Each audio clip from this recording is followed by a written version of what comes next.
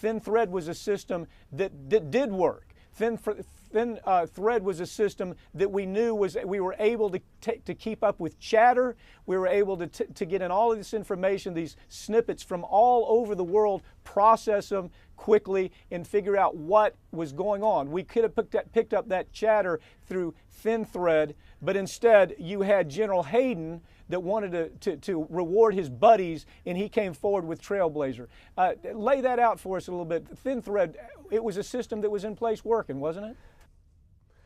This is a classic example of trying to reward outside contractors by replacing a system that is working. Thin thread was the in-house system designed by NSA geniuses, really, and it was working beautifully.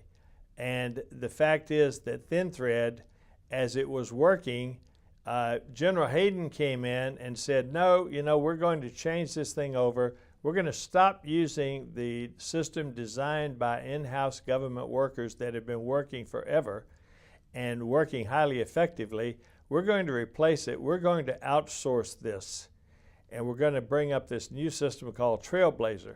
Now, the problem with it was that at the time of the transition leading up to 9/11, there was nothing in place as a result of Hayden's decision.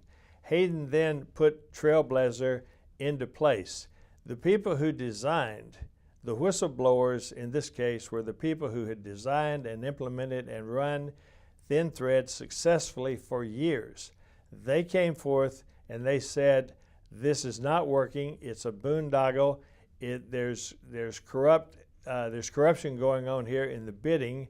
And then they learned, just amazingly, that the NSA system had begun doing domestic spying, totally unconstitutional, that they had turned this thin thread system around and they had started using it against the American public. Go ahead.